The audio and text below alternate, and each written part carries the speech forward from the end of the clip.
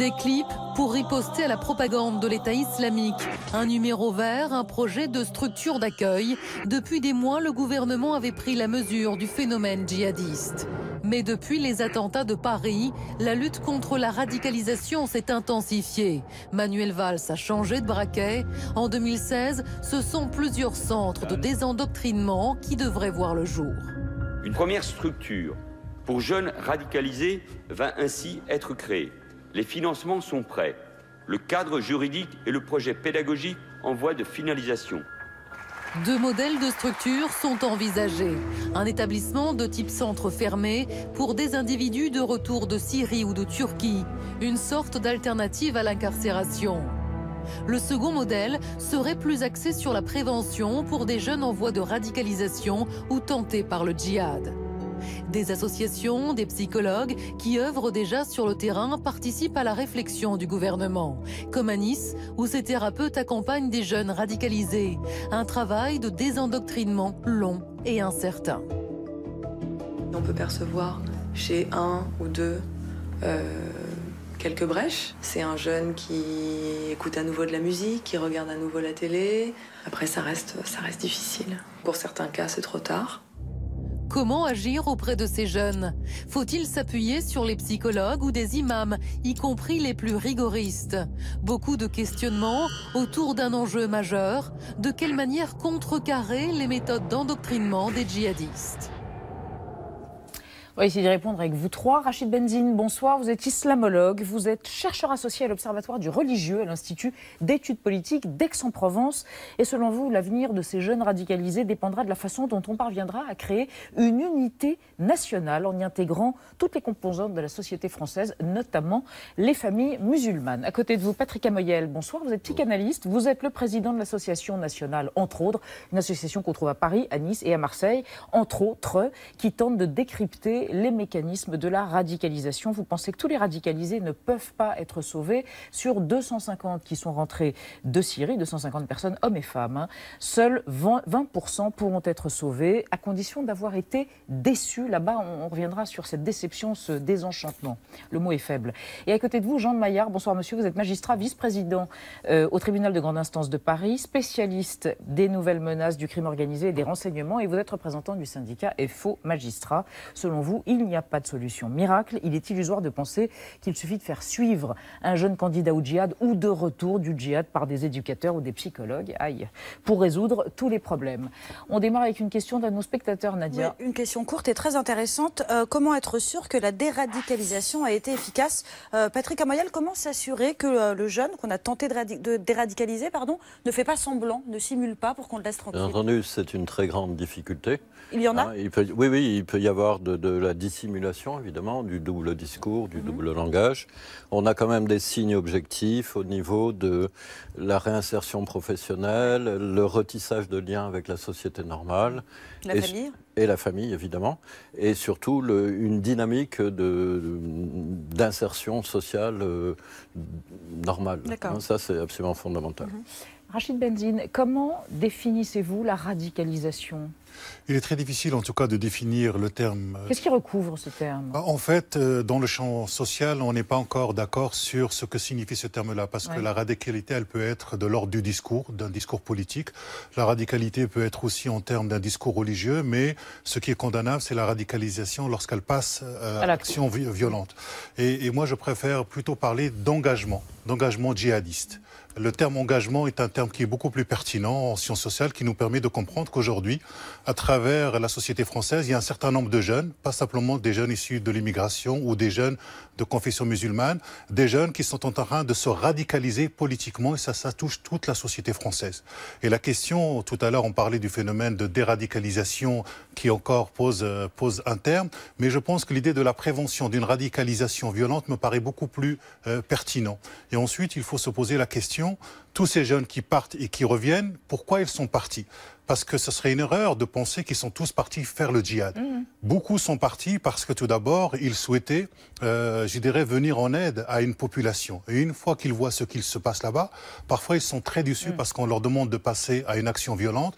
Ils sont parfois déçus par rapport au mythe qu'ils avaient, le mythe du califat qui est quand même très très important. C'est pour ça que le phénomène de désengagement doit aussi être travaillé sur l'idéologie à partir de laquelle ils sont partis. Juste question, les clips qu'on a vus là, tu crois que tu vas te battre pour une cause juste, en fait tu vas mourir, ça marche sur ces gosses? Ça marche absolument pas parce que d'abord c'est l'État. Et à partir du moment où c'est l'État... La parole est discréditée. La parole est discréditée. Oui. Donc elle est discréditée à la fois sur les États, elle est discréditée de la part aussi de certains, je dirais, imams qui sont considérés comme trop proches de l'État. Et donc c'est pour ça qu'il faut absolument travailler. Et je crois qu'un des moyens sur lesquels on doit s'appuyer, c'est sur ces gens qui sont partis et qui sont déçus et qui sont revenus pour faire entendre ce type de paroles. Et ça, la société doit absolument, je dirais, être en accord avec ça et surtout ne pas partir dans l'idée de criminaliser ceux qui sont partis et qui sont revenus. Parce que si, par exemple, on prend notre Régis Debray, qui est parti en Amérique du Sud il y a très longtemps, lorsqu'il était revenu, on l'avait mis en prison, il y aurait un problème. Donc ça suppose quand même de distinguer les niveaux, je dirais, du danger auquel on a affaire. L'analogie fait... On en reparlera lundi avec lui. C'est une mouche et Jean de Maillard. Oui, non, juste un mot sur... Oui, non, je crois que c'est un petit peu autre chose. Régis Debray n'a jamais eu l'intention de revenir à Paris avec une Kalachnikov.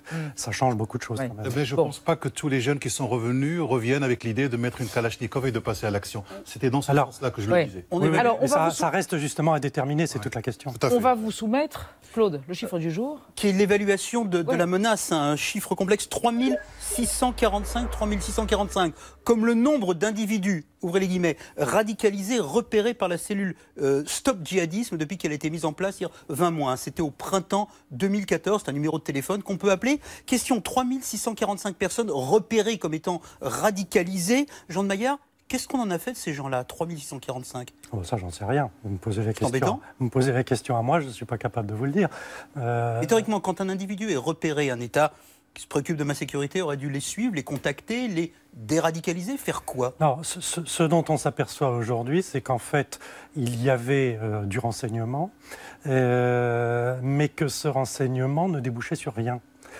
Ou sur pas grand-chose. C'est-à-dire que la DGSI et la DGSE éventuellement, évidemment, travaillent sur ces gens-là, sur les djihadistes, mais après, on s'interroge sur le débouché de tout ça et aussi, surtout, sur la masse des individus. Je crois qu'on a calculé que pour suivre un personnage 24 heures sur 24, il faut à peu près une trentaine de personnes. Et là, on parle de quelqu'un qui est déjà en combat. Patrick Amoyel, là, vous en suivez certains de ces 3645 jeunes, je suppose, plutôt des hommes, des femmes, très jeunes. Quel est le profil? Non, il y a tous les âges. Alors, au niveau du Conseil départemental des Alpes-Maritimes, c'est une décision de justice de protection d'enfance, donc ce sont nécessairement des mineurs. Et ensuite, on a des majeurs jusqu'à 28, 30 ans. Ah oui, enfin, c'est jeune. Voilà. Et on a tous les profils. On a les profils dont parlait Rachid, c'est-à-dire des gens qui sont partis pour l'humanitaire ou pour l'idée assez grandiose du califat, etc. Mais on a aussi des vrais djihadistes qui, par exemple, nous ont dit depuis le 13 novembre, depuis le 13 novembre, qui nous ont dit qu'ils étaient très fiers et qu'ils se sentaient encore plus fiers de tout ce qui s'était passé. Et ceux qui sont repérés par cette cellule Stop Djihadisme, parfois c'est des parents qui appellent l'entourage, vous les récupérez, vous les retrouvez en quel état et qu'est-ce qu'on fait avec eux? Oui, alors c'est par le numéro vert qui a été mis en place. Ensuite, ça redescend sur les préfectures. Et ensuite, une partie sont traités sur le registre de la sécurité intérieure. Et ceux qui ne relèvent pas de la sécurité intérieure nous arrivent à nous. Et c'est eux qu'on traite. Qu'est-ce qui se passe entre les séances? Parce qu'ils ne sont pas tout le temps chez vous. Qu'est-ce qui se passe entre alors les séances? justement, la grosse difficulté qu'on a eue, c'est qu'il y avait du transfert, il y avait des liens qui se créaient, le contre-discours commençait à fonctionner. Et on sait maintenant qu'entre les séances, ils sont récupérés par... réembrigadés par l'entourage, par la en somme, ce qu'il faut bien comprendre, c'est que ces programmes, ce sont un peu des programmes de thérapie. Une thérapie, d'abord, ça marche quand la personne y adhère. Ça marche à certaines conditions. Et vous avez dans les djihadistes toutes sortes de profils. Vous avez des gens qui tirent à la Kalachnikov, vous en avez qui n'ont jamais touché une arme de leur vie, mais qui sont peut-être beaucoup plus dangereux que cela, et donc et beaucoup moins détectables aussi. Donc on est face à un phénomène dont on est tout juste aujourd'hui en train de comprendre la portée, de prendre la mesure. C'est pour ça que je disais tout à l'heure qu'en fait, on est très démunis et que les services de renseignement, ils ont travaillé sur des connaissances qu'ils avaient, qui datent. Aujourd'hui, on s'aperçoit que le logiciel a changé. On s'en aperçoit avec retard et ça coûte cher. Alors, quand vous entendez Manuel Valls annoncer qu'en mars 2016, 2 centres de déradicalisation vont s'ouvrir et qu'il y avait urgence à les ouvrir, qu'est-ce que vous pouvez imaginer? Qu'est-ce qu'on va y faire? Qui va-t-on y accueillir? Comment ça va se passer? Est-ce que ça sera efficace?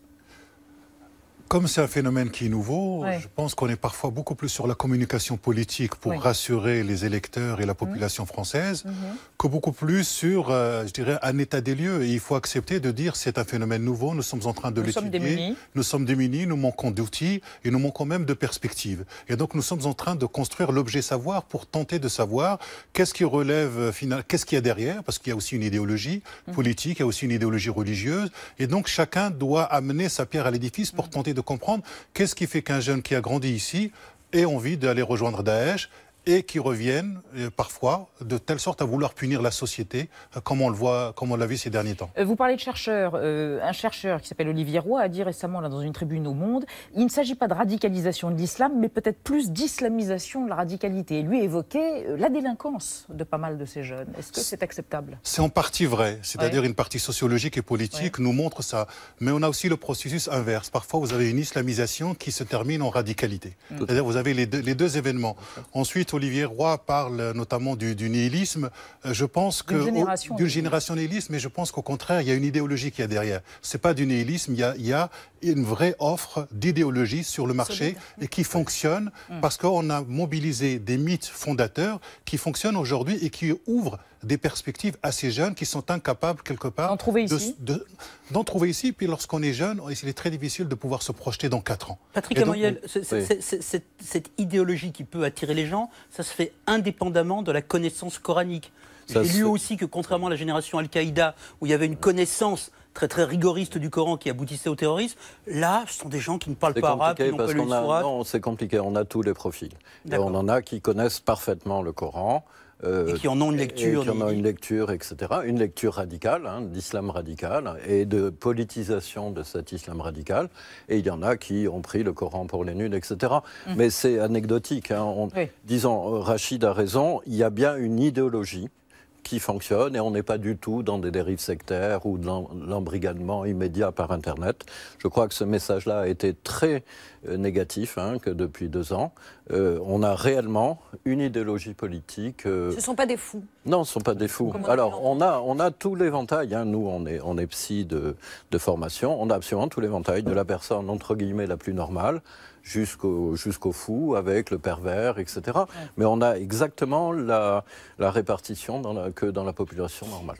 Alors, un homme intrigue. Il a été relaxé, il a été interrogé, il a été mis en garde à vue, il a été condamné. On va en parler avec vous dans un instant. Jean de Maillard, il s'appelle Olivier Correl, l'émir blanc, un faux baba et vrai barbu qui couvait depuis des années un nid de vipères, semble-t-il, à Artigat dans l'Ariège. Thibault Nolte décoche le sérum anti-venin, c'est bang bang. Regardez. Ils sont au centre de l'histoire et méritent forcément quelques déboires. Tandis que la France entend lutter contre la radicalisation islamiste, un maître radicaliseur opère depuis 20 ans sans être inquiété. Alors, faut-il ridiculiser Olivier Correl? Olivier Correl est un vieux baba pas cool. Dans sa fermette des Pyrénées, le sexagénaire à barbe jaune délavée et aux Français approximatifs élève des cailles et des djihadistes. Ce Syrien, naturalisé, a injecté un pot belge salafiste à plusieurs générations de Toulousains. Les enfants, interro surprise. Ma liberté commence là où s'arrête celle des autres, vous avez 4 heures. Son islam vénéneux et ses options géonihilistes ont été généreusement dispensées aux starlettes locales du terrorisme. Fabien Klein, qui a revendiqué les attentats du 13 novembre, Sabri Yessid, l'homme qui a fait commettre un meurtre à un gamin de CM2, et bien sûr, les Méras. Abdelkader, l'ultra-violence, Souad, la dépressive, et Mohamed, le paumé, qui au nom de Dieu tuera des enfants. Au sujet de l'attentat de son disciple, Olivier Correl s'était interdit toute critique, s'était félicité que les enfants soient au paradis et avait qualifié les meurtres de bêtises. Impossible pourtant de le confondre judiciairement avec le terrorisme. La justice l'a frôlé en 2009 et 2014 sans le toucher. Hier, il a été condamné à 6 mois de prison avec sursis pour détention d'armes. Un vieux fusil de chasse utilisé pour défendre ses salades contre une bande de mécréants à grandes oreilles, les lapins. Ce matin, un lapin. Le djihad est dans le pré et personne n'a de round-up. Jean de Maillard, vous êtes magistrat. Est-il normal que Olivier Correl ait été jugé comme un citoyen ordinaire, d'une certaine façon? 6 mois de sursis? Oui. Enfin, 6 mois avec sursis? C'est normal qu'il soit jugé comme un citoyen ordinaire. Oui, mais pourtant... Après, évidemment, on peut s'interroger sur la peine prononcée. Moi, je ne vais pas le faire. Je ne connais pas le dossier. Bon. Mais on va dire ça autrement. Mais... Le juge qui s'est retrouvé en face de ce monsieur Correl, il avait été formé à juger un type qui a formé des terroristes ou il l'a pris pour le braconnier du coin? Je crois que c'est comme ça qu'il faut poser la question, effectivement. On a 18 juges antiterroristes en France, 18 magistrats plus exactement, 9 au parquet de Paris, 9 à l'instruction à Paris, plus des magistrats qui sont, eux, beaucoup moins spécialisés pour juger, mais toujours à Paris. Finalement, à peu près, tout est centralisé sur Paris. Et la culture judiciaire en matière de lutte contre les menaces globales de façon générale, et le terrorisme en particulier, qui se dégage comme de plus en plus une menace de type très particulier, ce logiciel, on ne l'a pas dans la justice. Encore une fois. C'est très clair. Parce qu'on a laissé la justice à l'écart de la lutte antiterroriste. Tout à fait. Et la loi sur le renseignement, la loi récente de l'été dernier, a été une occasion manquée. Nous disons que ça a été plus qu'une erreur, ça a été une faute de la part du gouvernement et du Parlement de ne pas avoir entendu ce que nous disions, c'est-à-dire qu'il fallait intégrer la justice dans cette chaîne de lutte contre ces phénomènes. Et on a voulu au contraire tenir la justice à l'écart parce qu'on n'a pas confiance dans la justice. C'est la raison. Et on a vu le résultat. Voilà. Alors, une méthode utilisée par les anglo-saxons, Nadia, faire parler des djihadistes repentis. Effectivement, Rachid Benzine, et si le contre-récit venait de ces djihadistes repentis, ceux qui ont réussi à déserter l'État islamique, c'est effectivement ce que préconise un rapport britannique qui a été publié en septembre. Selon les auteurs, c'est très clair, la meilleure manière de dissuader ces candidats au djihad, c'est de leur faire entendre des djihadistes qui ont été désenchantés, qui ont été confrontés au réel, qui peuvent raconter les massacres d'enfants, les massacres de femmes, et surtout le fait que l'État islamique tue des sunnites, c'est-à-dire que ses membres font ce qu'ils prétendent combattre et faire parler des repentis. C'est effectivement ce que font beaucoup d'autres pays. En Arabie Saoudite, un combattant revenu de Syrie s'est confessé sur la chaîne de télévision officielle, de gré ou de force. Ed Hussein, un ex-islamiste britannique, est aujourd'hui très actif dans la lutte contre la radicalisation. En France, on n'aime pas trop, et ça se fait pas trop de manière officielle. En tout cas, un homme, Mourad Bencheli, qui est un ex-détenu de Guantanamo, parcourt la France depuis des années pour raconter son histoire. Et puis on a Manuel Valls, qui cette semaine a déclaré qu'il refusait d'intégrer ces djihadistes repentis dans les centres dont on parlait parce que leur place est en prison. Rachid Benzine n'en a rien compris, en fait.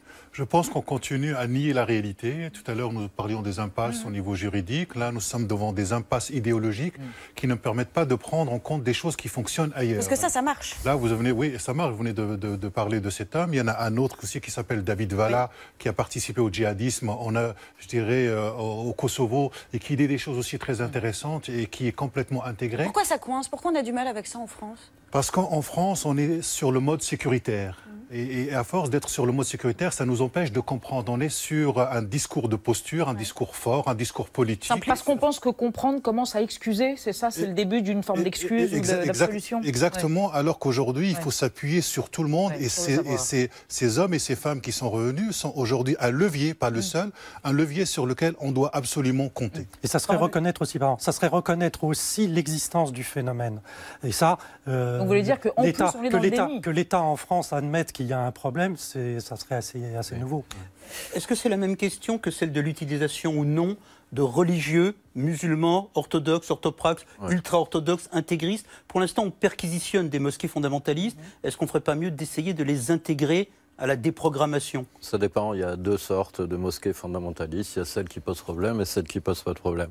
Nous, dans notre système mis en place avec la préfecture et le conseil départemental des Alpes-Maritimes, on utilise des musulmans, un imam des musulmans Qui pratiquants, font des prêches en etc. français, évidemment. Oui, oui, bien entendu, mais on les utilise à proximité, hein, en travail proche avec les déradicalisants. Hein, et donc, c'est extrêmement efficace. C'est extrêmement efficace. Si on n'avait pas ces musulmans-là dans nos équipes, on ne pourrait pas travailler correctement. Alors évidemment, il y a le problème de la laïcité en France qui fait qu'on n'a pas le droit, entre guillemets, d'utiliser des religieux dans ça, mais il faut absolument le faire. Malgré tout. Ça se fait en Allemagne aussi, on va travailler en Autriche là-dessus. Est-ce qu'il y a des méthodes qui sont vraiment efficaces, qui viennent de l'étranger, qu'on pourrait appliquer Jean de Maillard? Non, il n'y a pas de solution miracle. Il ne faut pas. Mon voisin a les chiffres. Lui, il estime qu'il y a 20% déradicalisés. Bon, ça me paraît déjà même un chiffre élevé. Ouais. Les autres, on en fait quoi? Oui. Pardon, les autres, on en fera quoi? Ça fait partie des questions qu'il va falloir se poser, bien entendu. Bien entendu. Et il ne va pas falloir avoir peur cette fois-ci. Est-ce qu'il faut les suivre à vie? Et a-t-on les moyens, comme pour les criminels sexuels? C'est la question qui est posée, il va falloir y réfléchir. Même Moi, personnellement, je pense qu'il va falloir que l'on révise nos méthodes de lutte. Il y a ce qui peut être fait de façon à déradicaliser, mais il faut aussi, lorsque on a en face de nous des gens hyper dangereux, il faut les neutraliser avec les moyens qui seront nécessaires. C'est aux politiques d'avoir le courage d'aborder cette question aujourd'hui. Par exemple, nous avons dans les gens que nous tentons de déradicaliser, des gens qui, depuis une semaine, ont fait l'éloge des attentats. Qu'est-ce que vous faites? Que disent les gens qui travaillent avec vous, les cliniciens, face à quelqu'un qui dit c'est formidable, on est heureux? On est heureux, la roue tourne. Hein, mais qu'est-ce qu'on leur répond? Qu'est-ce qu'on leur répond et qu'est-ce qu'on peut en faire? Non, mais là, on est dans des situations de non-déradicalisabilité. Des causes perdues. Oui, c'est cause perdue. Donc, il n'y a pas 20% de déradicalisés, il y a 20% de potentiellement déradicalisables, ce qui n'est pas la même chose. Et est-ce que notre société peut vivre durablement en laissant en liberté pleinement ces gens-là dont vous nous parlez, qui se réjouissent des attentats du 13 novembre? Monsieur. Moi, je vais vous donner une réponse personnelle. Je ne vais pas engager mon syndicat là-dessus, mais je pense qu'il va falloir réfléchir effectivement à une réforme de la Constitution pour intégrer une idée qui est que pour des situations exceptionnelles, on doit avoir des mesures exceptionnelles. Les citoyens ordinaires, on ne doit pas abaisser leur niveau de liberté, mais des gens qui ont pour programme de tuer et qui ne veulent aucune de nos valeurs, je pense que pour les ennemis de la vie, il ne doit pas y avoir de liberté. J'aurais un petit peu paraphrasé Saint-Just là-dessus. C'est la conclusion de ce débat. Merci à tous les trois d'avoir apporté